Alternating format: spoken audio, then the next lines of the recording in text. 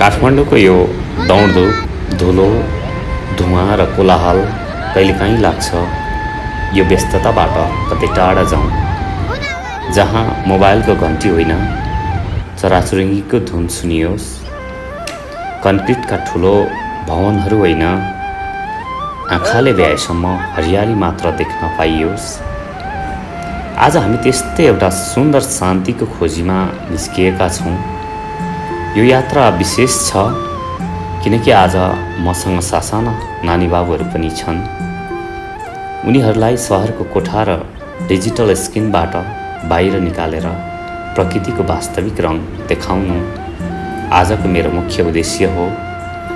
हाम्रो गन्तव्य हो सहरकै नजिकै रहेको तर धेरैको नजरबाट अझै ओझेलमा परेको एउटा सुन्दर ठाउँ मार्बल डाँडा। काठमाडौँबाट केही पर पुग्ने बित्तिकै हावाको स्पर्श बदलिन्छ, रुखहरू बाक्लिँदै जान्छन् र वातावरण शान्त हुन थाल्छ। हेर्नुहोस् त यी कलिला पाइलाहरूमा कति धेरै उत्साह छ। सानो ढुङ्गा देख्दा पनि अचम्म मान्ने, भुइँमा खसेका सुकेका पातहरूसँग खेल्ने बच्चाहरूको यो बालापन प्रकृतिको काखमा अझ बढी प्रस्फुटित भएको छ। मार्बल डाँडाको उकालो बाटो हिँड्दा थकाइ त लागेको छ, तर यी नानी बाबुहरूको निष्कपट हाँसो र उनीहरूको ऊर्जा देख्दा हाम्रो सारा थकाइ कता हराउँछ कता। प्रकृति नै सबैभन्दा ठुलो पाठशाला हो भनिन्छ र आज यी बच्चाहरूले किताबमा होइन आफ्नै आँखाले रुख वनस्पति र यो खुल्ला आकाशलाई महसुस गरिरहेका छन्। अन्ततः हामी मार्बल डाँडाको शीर्ष भाग आइपुगेका छौँ। यहाँबाट देखिने दृश्य साँच्चै मनमोहक छ। चारैतिर फैलिएको घना हरियाली र यहाँको चिसो शीतल हावाले मनलाई एउटा छुट्टै शान्ति दिन्छ। यहाँ आइपुग्दा लाग्छ जीवनको असली आनन्द यस्तै सासाना पलहरूमा लुकेको हुँदो रहेछ। बच्चाहरू यहाँ आइपुगेर स्वतन्त्र रूपमा दौडिएका छन्, हावाहरूमा रमाउँदैछन्। उनीहरूको अनुहारको यो खुसी नै हाम्रो लागि आजको सबभन्दा ठुलो उपहार हो। कति सुन्दर छ यो ठाउँ जहाँ सहरको कोलाहलको एउटा अंश पनि आउन पाउँदैन। हामीले यहाँ बसेर केही खाजा तस्बिर खिचौँ, यी यादहरूलाई सदाका लागि क्यामेरा र मनमा कैद गर्यौँ। अब भने घर फर्किने समय भएको छ। आउँदा जति उत्साह थियो फर्किँदा मनमा त्यति नै शीतल र ऊर्जा छ। बच्चाहरू केही थाकेका त छन् तर उनीहरूको आँखामा एउटा फरक चमक छ।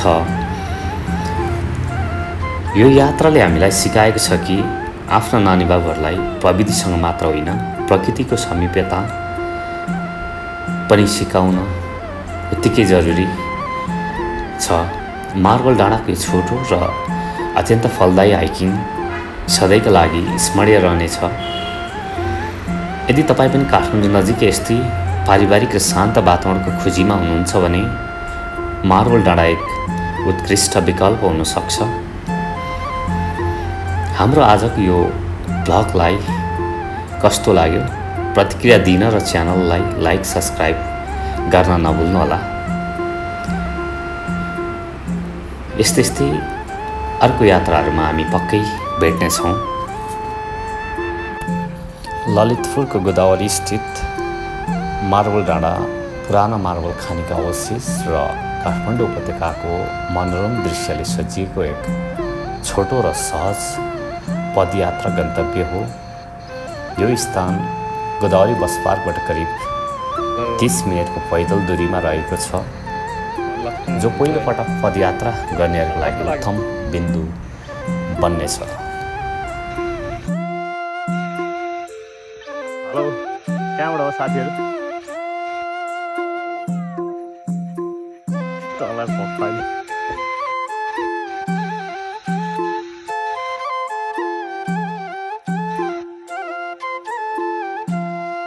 सर हामी कहाँसम्म हो सर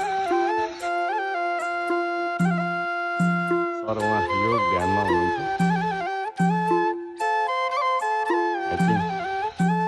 म त फिर्ता भएको साथ रिफ्रेस हुनुहुन्छ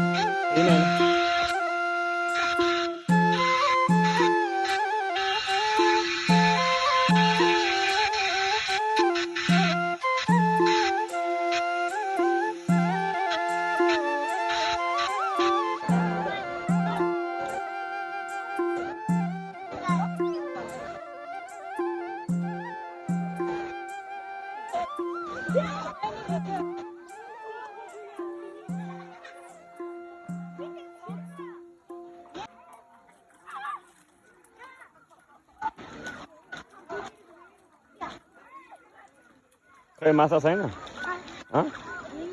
माछा